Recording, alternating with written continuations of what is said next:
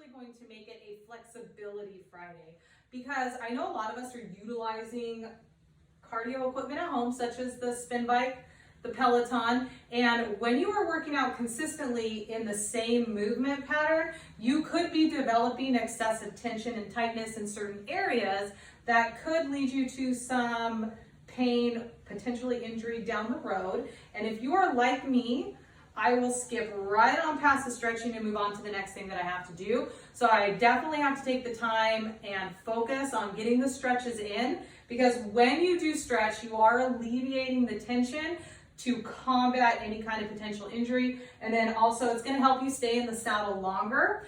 When I start today, we will be starting from the ground up, starting with calf stretches. So if you face an object, a wall, your spin bike, you should step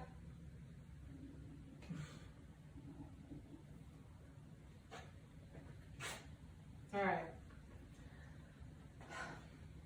Okay, starting from the ground up with calf stretches, face your bike or wall or other object and ground through the right foot, step the left foot back until the back heel touches the ground, hinge through the knee, chest remains tall as you drive forward into your calf stretch.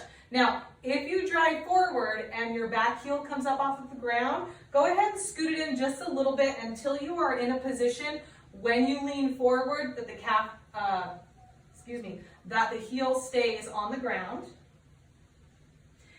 You will do 2 calf stretches because the calf muscle is actually made up of 2 different muscles. It is the short, fat gastrocnemius and then the long soleus that runs down into the heel. So this stretch focuses the gastrocnemius. And from here, go ahead, slide the foot in. You have a closed stance, but you're still in a staggered stance. From here, chest remains tall as you hinge down through the hips with the back heel still in contact with the ground. This is actually a great stretch for runners. This is where I find the most tension when I do stretch my calves. Holding it here for just a few seconds and then stand it up, switch sides. That means left foot forward, right foot back, hinge through the front knee to lean forward. It is necessary to stay into a stretch at least 15 to 20 seconds so that the muscles can acclimate into the stretch. Breathing in and exhale so you are getting good circulation through the stretch. I do like to hold on to something for calf stretches because they happen after a workout, so you may be a little bit tired. It's going to help you hold your form better. And then go ahead, scoot the heel in. Remember, close stance, still staggered. Sit down through the hips. Back heel still on the ground. Holding, holding, holding.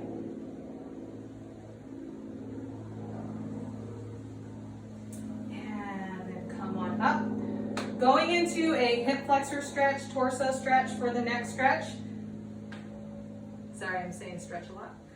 Right foot forward, left leg back. From here, both hip bones remain forward, chest is tall. Lower down through the back knee. From here, you will tuck the tailbone, squeeze the glutes to drive the hips forward. This will also help you maximize the stretch through the hip flexor and in the quad.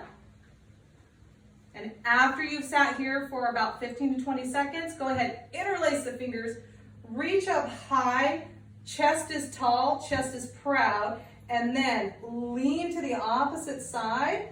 This will help you stretch out through the torso. A lot of times sitting on the bike, you spend so much time bent forward. It's always good to open it up. Also, this will increase the stretch through the hips. Breathing in through the nose, exhale out through the mouth.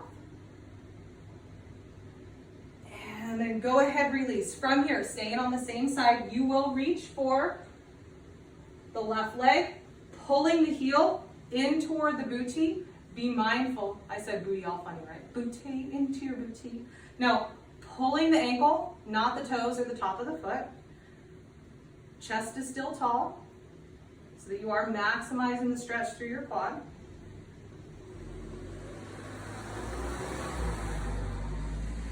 And then go ahead, release. Sit your hips back. You'll move into a hamstring stretch. Front heel on the ground. Rotate the shoulders toward the toes. As you hinge forward, you can unlock the knee. When you unlock the knee, if your heel is loose, this becomes more of a muscle stretch and less of a nerve stretch. Actually, I just learned that. So hinge forward. Breathe, breathe, breathe.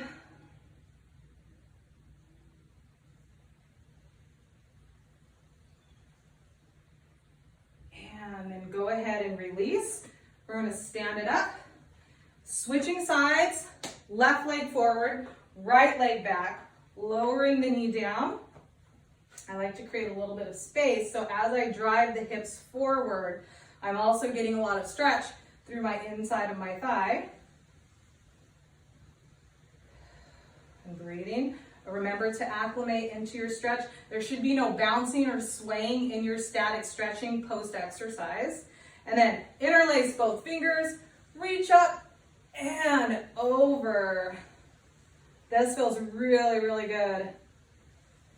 I am riding the Peloton probably 2 to 3 times a week. And these are also actually really good stretches that correlate with kickboxing and with running and with weightlifting. So it's very important for me to continue to do them every day. All right, go ahead, release, sit the hips back, heel on the ground, rotating the shoulders forward into the hamstring stretch.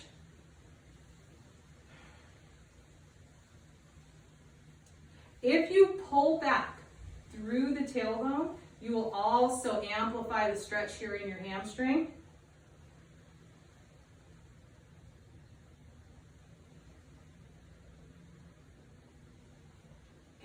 Go ahead and release. From here, stand it up.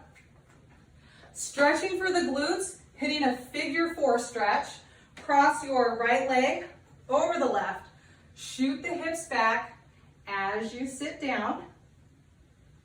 You can maximize the stretch, or you can get more stretch if you drive down with the palm through the right hand on the right knee.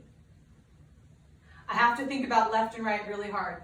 Okay, so if you guys know me, you know left and right, it's a challenge. Oh, that feels super good. All right, guys, go ahead, stand up, wiggle it out, switch sides, left over right. But I'm getting better. I hardly have to hold up the left and the right anymore.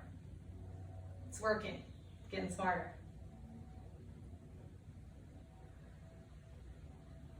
Very nice. Remember, sit the tailbone back to the wall behind you. The lower down you can get into the stretch, the more you will get out of the stretch. And again, holding on to something, torso remains tall. If your legs are tired, it's understandable. Give yourself some help. And stand up, shake it out. For your shoulders, for your chest. We're gonna get a double stretch out of this one. Go ahead, interlace the fingers. Reach back behind you, hinge at the hips, and then drive the hands as far away from the body as you can. This will look different for everybody because we all have our own mobility. Some days mine is good, some days it is not.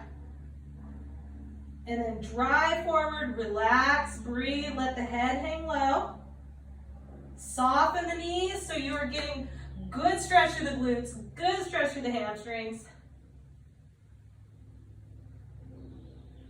And go ahead and release. Come on up. One more stretch today is your forearm position. Your last stretch today is a forearm stretch. When you are gripping through the handles of your spin bike, you are creating excessive tension here in the forearms, and it may be something that you might not even think about. So right hand forward, left hand up over the palm as you drive out through the heel of your hand and pull back through the left hand. Many times when you have pain in the elbow or pain in the wrist, it is not actually coming from what's happening in the wrist or the hand. It is coming from the excessive pull through the tension in the forearms. You'll find this in weightlifting. You will find it in kickboxing, because again, you're gripping through your gloves. Go ahead, release, switch sides. So it's really important just to continue to work the tension back out so you can perform optimally all the time.